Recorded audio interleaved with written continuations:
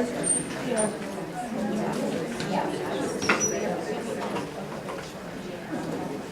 now we have Dr. Dayna and Dr. Zarin, Noor, who are going to talk to us about cultural humility. Hello, everybody. We have a great privilege of being last on a beautiful Friday afternoon, and we're really excited to be here today. So we're going to start with some introductions. I know a lot of you just from being in the ER for the last 16 years in urgent care, and I'm currently the medical director of the Center for Community Health and Engagement. And I have my intern here, Courtney, who's helping me with the Cultural Humility Project. And I also have the manager of the center and our director of community partnerships, Sue Greenwald and Adam Davis, are here from the center. So Zarin and I wanted to really talk about creating a safe space for us to talk about cultural humility, because it's not always something that we talk about. Yet in medicine, we are faced with really working with families that are very different than us. They're different because of the languages they speak, their race, their ethnicity, their age, their disabilities, their gender identification. And how do we actually create dialogues with these families? And even amongst Zarin and myself, we are very different in terms of our first languages, our immigration status, the way we look physically, and the way that we move in the world. And how do we actually create connections to allow us to do our work in the most effective way that supports everybody involved. And we bring different things to the work. And the reason why cultural humility is so important to me is that I am a biracial person. I identify as African American, but my mother is white. My father is African American. And as a child, I knew that because my skin was brown, even though my mother was white, I was black.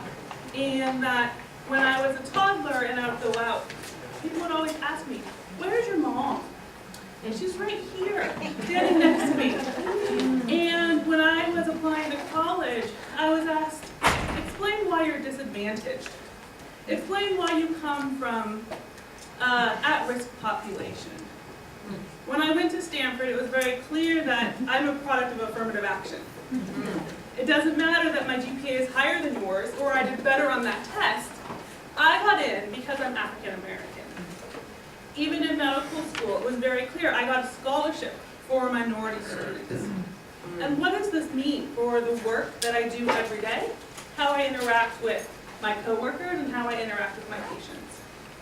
Now I am a mother of 3 African American boys, and I worry about their safety every single day. So why do I talk about cultural humility? Because it matters. It matters to all of us.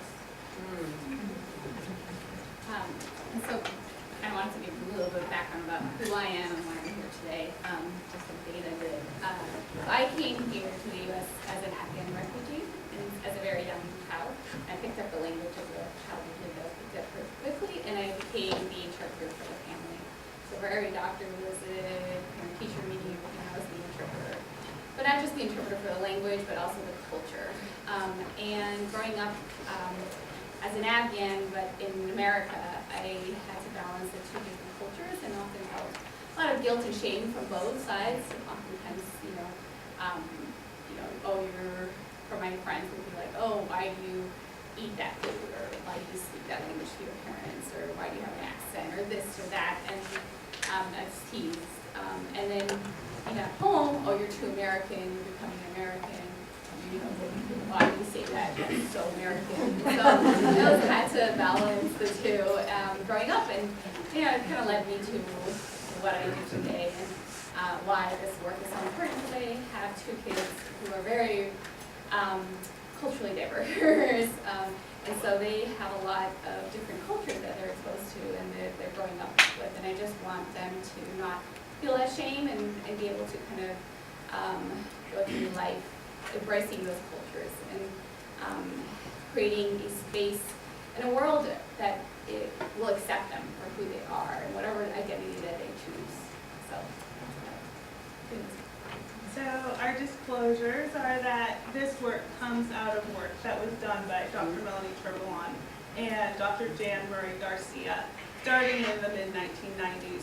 And we want to acknowledge the immense amount of thought that went into this work, the pain, the sweat, and the tears, and to say that Everett Garrison said that a teacher is a compass that activates the magnet of curiosity, knowledge, and wisdom. And we want to give our gratitude to Dr. Turbalon and Dr. Jan Garcia for leading the way for both Zarin and I. So we have 5 objectives today, and those objectives are: 1, to define common terms that are related to race and culture; 2, identify differences between cultural humility and cultural competence; to understand the principles, the framework of cultural humility; to know the history and the context of the program as it was born here within this hospital; and then to reflect on how cultural humility impacts us every day. So there are a couple of agreements. These walls, this space that we're in, this is a safe space where we all come as equals. No matter if we are physicians or nurses or students, we all come to this space so that we can dialogue together in partnership. There's no blaming, there's no judgment, there's no shaming. We will maintain confidentiality within these walls, so if people share information about themselves or their patients, it stays within this room. Have the courage to interrupt Zarin and I and each other if something is going on that doesn't feel quite right to you, doesn't resonate.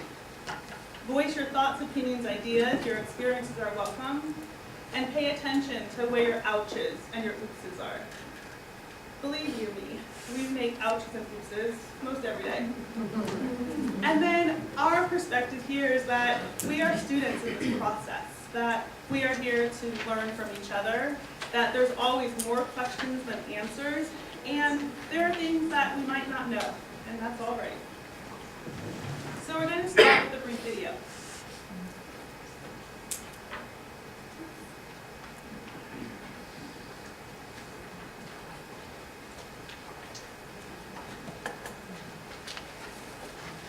So this video is a video that was created by Dr. Turbalon. And the reason why we're going to start with it is because it lays the framework for this discussion. And you have to see her. Those of you that know her know that she has this incredible ability to set the tone and talk about really hard issues so calmly. So we thought it would be a good place to start.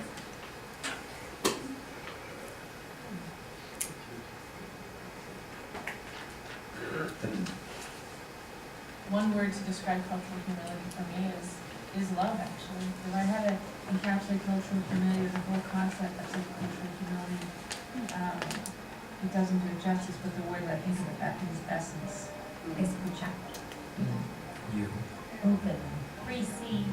Compassion. The principles of cultural humility offer one more framework to contribute to what has got to be our ultimate goal. Yes?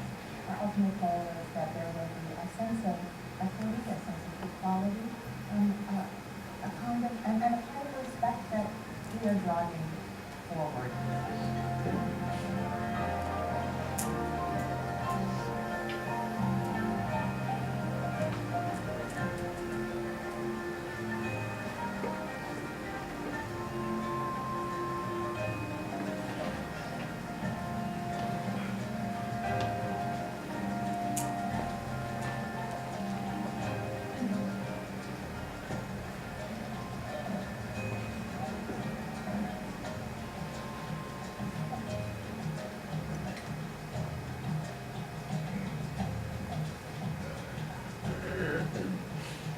Cultural humility is a multi-dimensional concept, and certainly Melanie Tobalon and I conceptualized 3 dimensions. The first is lifelong learning and critical self-reflection. And in the critical self-reflection is the understanding of how each of us, every single one of us, is a complicated, multidimensional human being. Each of us comes with our own histories and stories, our heritage, our point of view. You're looking at me now. I am very fair-skinned. But as a a little girl, my hair was blonde.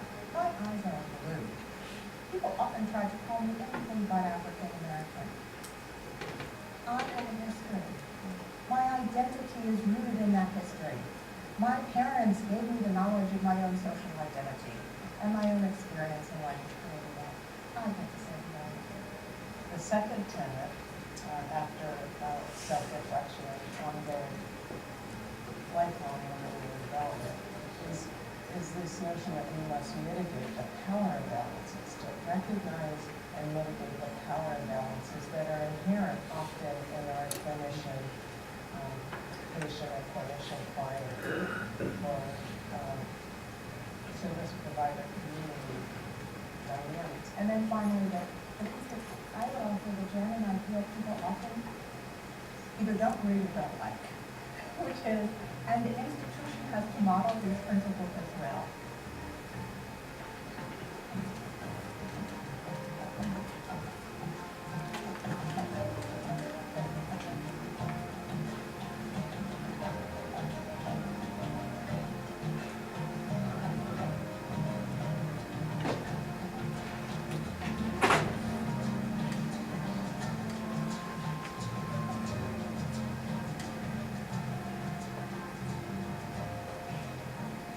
American nurse is caring for a middle-aged Latino woman several hours after the patient had undergone surgery.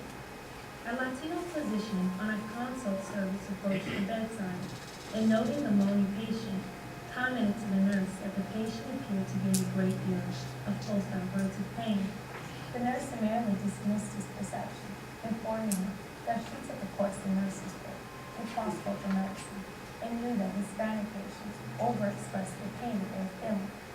The Latino physician had a difficult time influencing the perspective of this nurse, who focused on her self-proclaimed cultural expertise.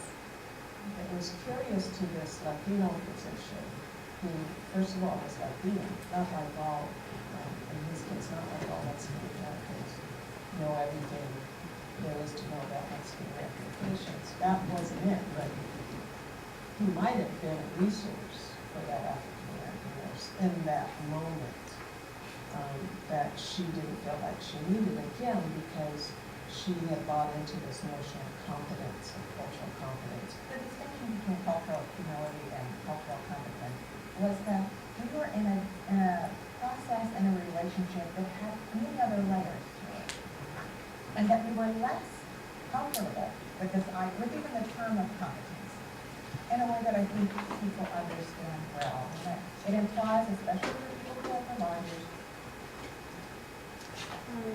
So, moving on, we're going to now talk about what this word means to us, and first we're going to start with some definitions.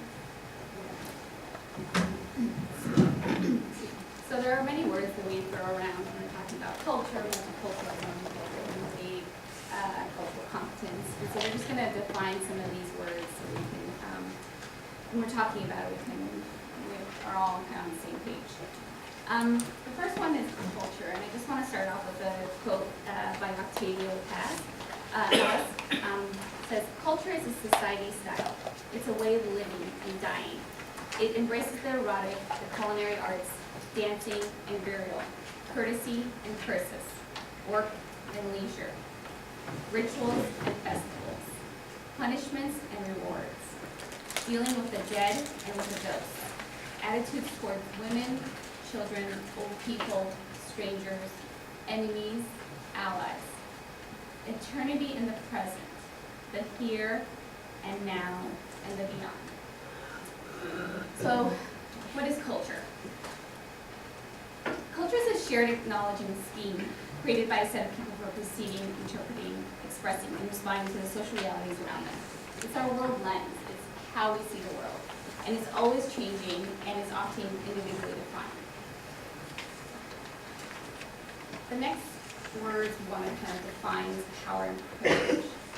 So power is the access to resources and decision making. It's the ability to get what you want done and to influence other people. It's the ability to define reality for yourself and potentially for others.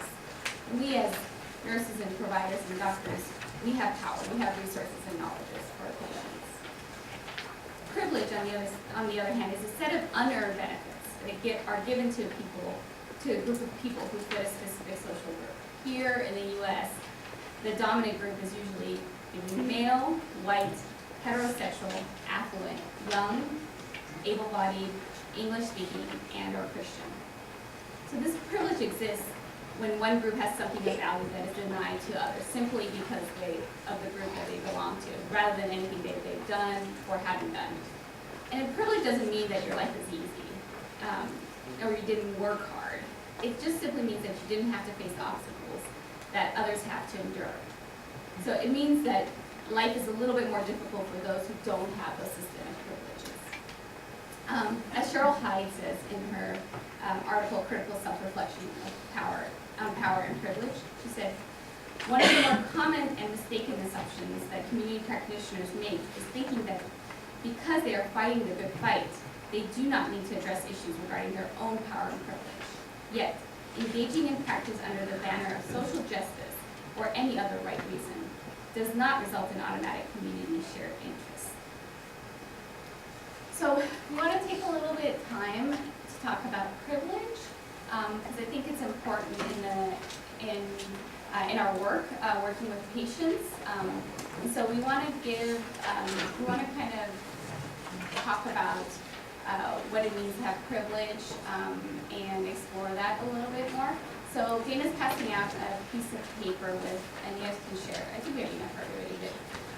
We want you to go through the list and circle or count how many of those statements are true for you. And then once you guys do that, then we'll kind of talk. We'll give you guys a few minutes.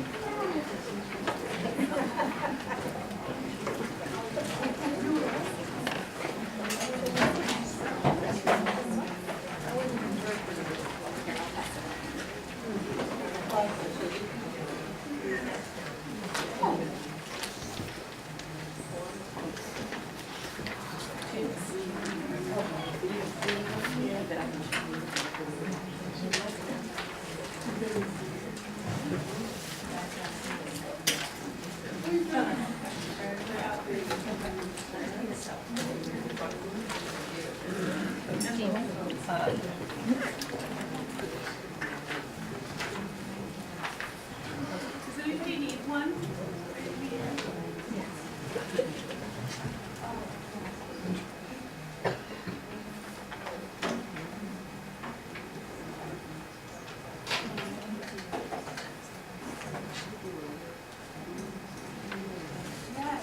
Dr. Long, Yes, Savannah.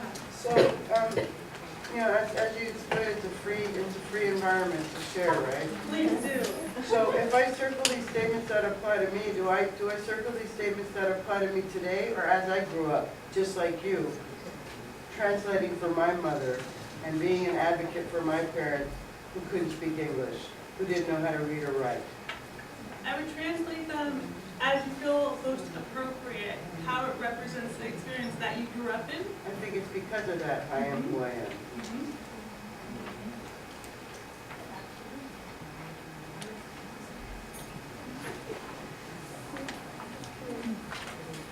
You guys, do you need five more seconds to finish filling those out?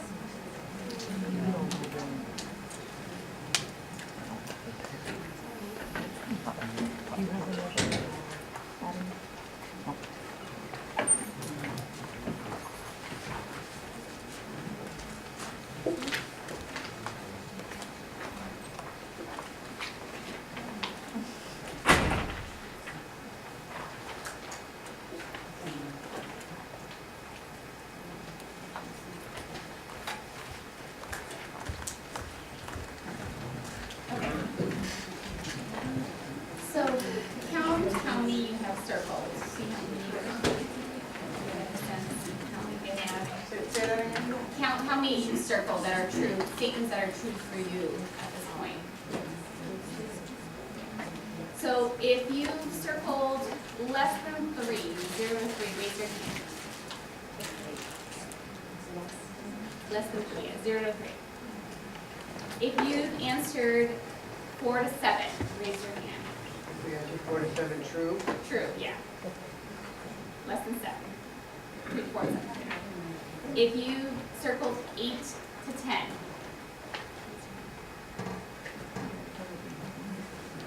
And if you circled more than 10, raise your hand. Yes.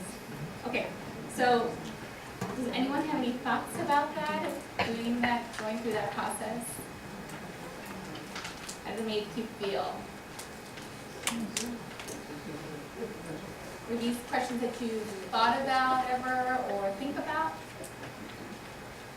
Well, I think in terms of particularly as far back as you're growing up, I Yeah. think my parents' struggle was a lot more than what I had to face as a kid and also adult. So that makes a tremendous difference between education and our work. And the times, right? Absolutely. The times are different too, yeah. Definitely. Anything else? Yes. I think it depends on perspective. My parents had to work hard, but they didn't blame it on anybody. They just worked hard because they wanted to accomplish what they wanted to accomplish. So I wasn't raised because I am Latina that we work this hard, or not working this hard. You work hard because you need to provide for your family and you went to the hospital, you just got the care you got. I mean, but it wasn't a blame to anybody about race or culture. So some of these questions I'm not even saying no to because I didn't expect that. I don't expect to see a person in my culture asking questions for me at a store because I just don't expect that. I expect the person to answer my questions. So it just depends on your perspective and how, in the way you were raised in terms of seeing color or not seeing color, race or anything else, you know, so. It just depends. That's it. Yeah, go ahead, yes, go ahead. Well, I was gonna say, like, I have circled a lot, but it's not my fault, or, you know, it's like, I don't know how to say this, but like, I had little control over a lot of that. Yeah, yeah. That's very important. So I think what you guys, let me just end it on that. So I think what you guys are feeling and saying is that, you know, you had circling those, you know, having whatever 8, 9, 10, whatever, it's not your fault, right? And that's what privilege. It's not anybody's. It's not your fault for being born a white man or woman or whatever, or in whatever environment, but these are benefits that are given to you by our society, all right? And so we have people treat you differently based on who you are and what social group you're in, and depending on where you live, or what, you know, country you live in, or whatever. And so there's certain sets of privileges that might not translate in other countries. So, you know, the privileges you might feel and benefit from here might not translate in another country. And so it's not about saying that you are to blame for having those privileges, whereas somebody else in this audience might not have had those privileges. It's just, that's the reality of it. And I think it's just acknowledging that, okay, I have certain privileges that come with being white, right? And so just acknowledging that in our practice, when we walk in a room with a patient, you know, acknowledging that perhaps that patient might not have those same privileges that we might have. Yeah. Any other comments? Yeah. I think you had some comments there. Yeah, I think it has to do also about your environment, because I'm a native of the Bay Area, and I don't know a lot of natives. I mean, I come across people of all different travels and lived in all different states and cities, and I think it's what you're used to. I mean, I've been here all my life, and I mean, I traveled, but I've never lived elsewhere. So what's comfortable for me might be not comfortable for somebody who just arrived here. I think we're on here. Let's take that I think, So let's take 2 more comments. I think that the word privilege just has just negative connotations. I think that another word, it needs to be figured out to get the point that you're trying to get across. Because honestly, it probably turns a few people off. Like, yeah, I have this privilege. I think it's more important to focus on what you're taught, what you know, that you're a good, kind human being, that you are respectful, that you practice mindfulness, that you have introspection.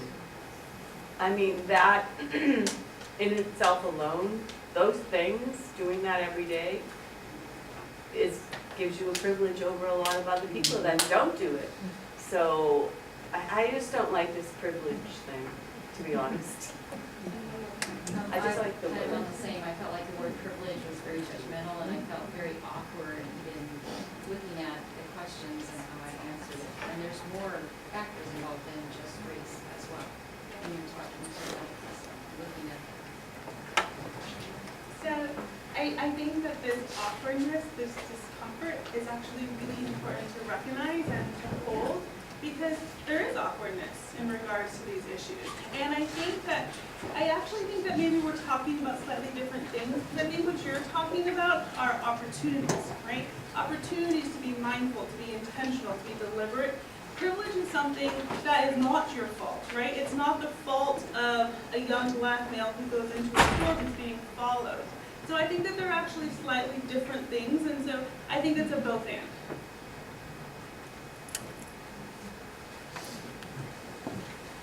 So, equality and equity. So, equality is about sameness, right? Everybody gets the same level, as you see in this picture.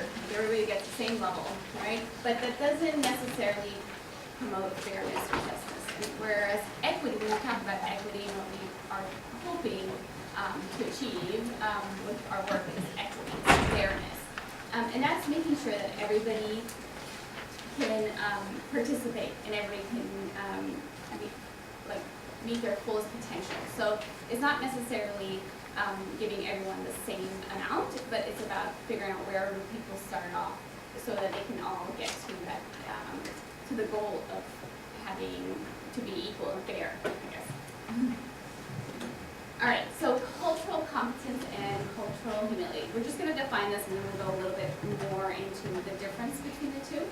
But I just want you to hear the definition, and then we'll talk to you about it. So cultural competence is a set of congruent behaviors, attitudes, policies that come together in a system, agency, or among professionals that enables effective work in a cross-cultural situation. Whereas cultural